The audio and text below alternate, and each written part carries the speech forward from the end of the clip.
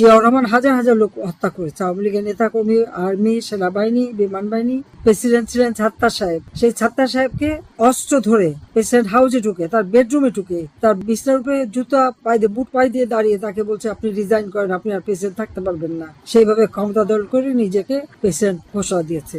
খালেদা জিয়া ক্ষমতা এসে বদরুদ্দোজা চৌধুরী এবং আমাদের আর একজন ছিলেন বিশ্বাস সাহেব, দুই প্রেসিডেন্টকে সে তাড়িয়েছে। হ্যাঁ, তার ছেলে এসে আমাদের বর্তমান প্রেসিডেন্টকে তাড়ালো। এদের অভ্যাসটাই এরকম, এরা মানুষকে সম্মান দিতে জানে না, তাদের ক্ষমতার লোভটাই অনেক বড়। আর দেশটাকে তো এখন প্রতিদিন আওয়ামী লীগের নেতা কর্মীর উপর নির্যাতন এবং আরো কঠোর হতে বলেছে। কত কঠোর হবে, এটা তো শেষ সীমায় পৌঁছে গেছে। কাজে সব জিনিসটা শেষ আছে, কাজে এদেরও দিন ফুরিয়ে আসবে, তারপর কোথায় যাবে সেটাও দেখা হবে। কাজে সবাই দোয়া করেন যেন এই দুঃশাসনের হাত থেকে দেশ মুক্তি পাই। ইনশাল্লাহ দেশকে আমরা মুক্ত করবই। জনতার শক্তি বড় শক্তি এবং উপরে আল্লাহ আছে। প্রতিনিয়তই আমরা চারিদিকে মানুষের, নির্যাতিত মানুষের হাহাকার শুনি।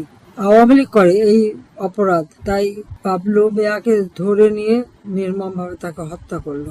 পাশাপাশি আমরা দেখি আরো আমাদের যারা নেতা কর্মী, তাদের উপরে চরম নির্যাতন, ঘর বাড়ি আগুন দিয়ে পোড়াচ্ছে, বাড়িঘর লুটপাট করে নিচ্ছে, তারপর আবার মেরে ধরে বাড়িতে বের করে দিচ্ছে এবং এমন ভাবে টর্চার করে ফেলে দেয় যে আর বাঁচতে না পারে। তারপর আমরা দেখি কি সবাই তো আর অমানুষ না, অনেক মানুষ আছে তারা তাদের মানবিকতা দেখায়, তুলে নিয়ে হাসপাতালে দেয়, চিকিৎসার ব্যবস্থা করে, বেঁচে যায়। যারা এভাবে সাহায্য করছে আমি তাদের প্রতি কৃতজ্ঞতা জানাই যে তাদের এই মানবিকতা দেখে যারা এই ধরনের অত্যাচার, নির্যাতন করছে, খুন করছে, আঘাত করছে, তাদের শিক্ষা নেওয়া উচিত।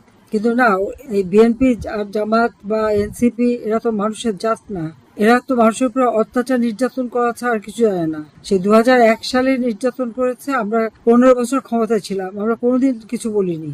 যারা যেখানে নির্যাতন করতো এরাই আবার এদেরই সব আবার একইভাবে সব জায়গায় নির্যাতন করে যাচ্ছে। হাত পার মধ্যে রক ঢুকানো, পানি চাইলে পেশাব করে দেওয়া, এটা কি? এরা কি মুসলমান? এরা কি ধর্মকর্ম মানে? হিন্দু, মুসলমান, খ্রিস্টান, বৌদ্ধ কারোই রেহাই নাই, তার সকলের উপর এরা অত্যাচার করে যাচ্ছে। মানে কি অমানবিক অত্যাচার, এটা মানে ভাষায় বর্ণনা করা যায় না। বাসাতে মানে বাসে করে যাচ্ছে, সেখানে নামিয়ে কোপায় ফেলে রেখে যায়, যাত্রীরা সাহায্য করছে, যেটা আমরা শুনলাম মান্নার কাছ থেকে। এভাবে প্রতিদিনে না হলেও 8 জন, 10 জন, 15 জনকে মানুষকে হত্যা করে যাচ্ছে, নারী নির্যাতন হচ্ছে, রেপ হচ্ছে, ঘর বাড়ি লুট হচ্ছে, করেই যাচ্ছে।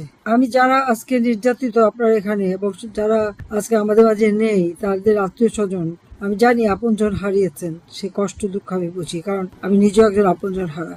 সেই জন্য আমরা এই আপনাদের কথা শুনি, সঠিক তথ্যটা জানতে পারি। আর